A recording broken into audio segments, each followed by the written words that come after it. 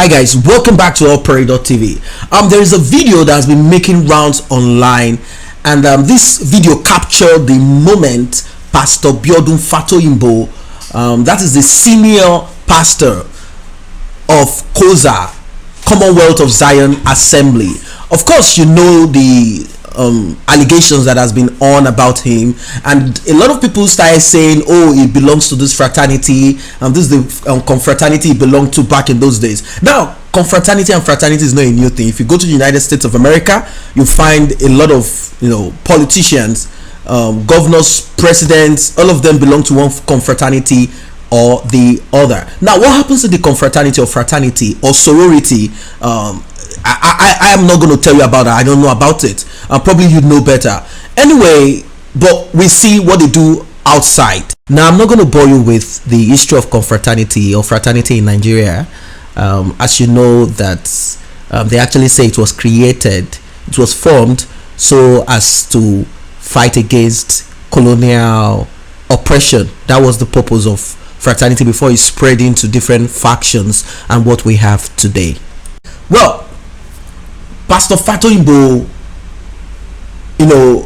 claimed, and he said he was a member, and he was actually the chief priest of the Black AX Confraternity. I'm going to show you this video. Well, this video that I'm going to show you came out after it was after the report of what happened. I mean, Bisola and the other lady, everybody coming out to say he did this, water arc and all of this. This video has existed.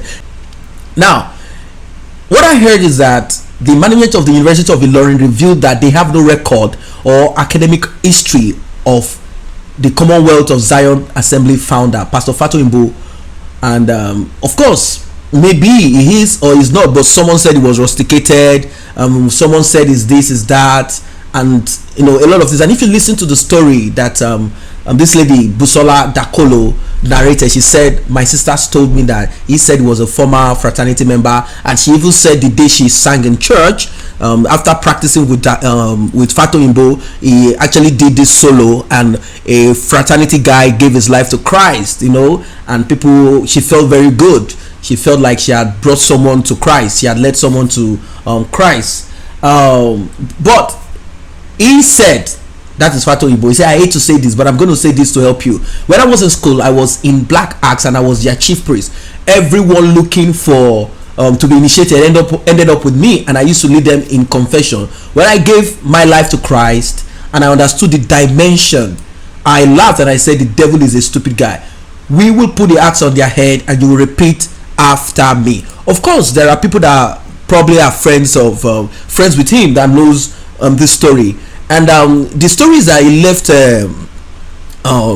University of Ilorin. Of course, he lives in Ilorin. That's where he is domicile. He lived in Ilorin, and some said he eventually left the school. He went to UNI. Some say he went to Osu. Some say he went to Ado Ekiti. But wherever he went to, the point is the way he speaks shows that he's educated, and whatever he might have belonged to, that is not I don't think that's my own problem. Whatever he might have belonged to, if he belonged to a secret society that is not productive or is not helping him out, then he has to decide. If he belongs to a society or a fraternity or whatever thing it is, and he believes that this society is helping him out, then that is his own personal business. I'm going to play the video, and before that, may I remind you guys to tap on that subscription button and also the red notification icon bell below, so you will be notified whenever videos are uploaded.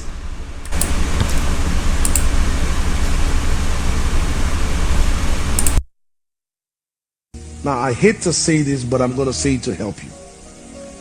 When I was in school, I was in Black Axe and I was their chief priest. Everyone who came for initiation ended up with me. And I used to lead them in confession. When I gave my life to Christ and I understood this dimension, I laughed and said, the devil is a stupid guy. It will make, we'll put the axe on your head and you will repeat after me. And I will tell you by the authority conferred on me, I say this, same principle. Now guys, what do you think about this? He has said it, you've heard it. This is not story. I mean, I heard it from somewhere. This is actually coming right down to you from his mouth. He's saying it. He was a member of the Black Axe, and he used to be the chief. He must have done a lot of things to have gotten to that point where he is the chief. I don't know if you think chief means the number one in the University of Ilorin or whatever it is. Eventually they claim that he was rusticated from the university. University of Ilorin is kind of strict as regards, just like other universities, so he was rusticated. He said he started church, the club, and he had people around. Now some might say, oh, because he was a former cult member, secret society, fraternity, sorority, confraternity, or whatever you want to call it. Some might say, oh, that's the reason why we have to nail him for this action or this activity. Well, I don't know if fraternity is the base of what he has done.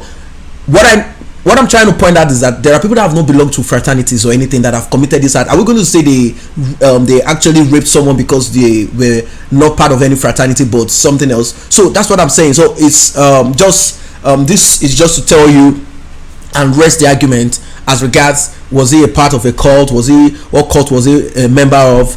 He has left that as he claimed. Hopefully he did leave that, and he embraced Christ, and he said he's a pastor, because you cannot be, you can't serve two masters. You can't be the chief of a fraternity and also be the head of a church.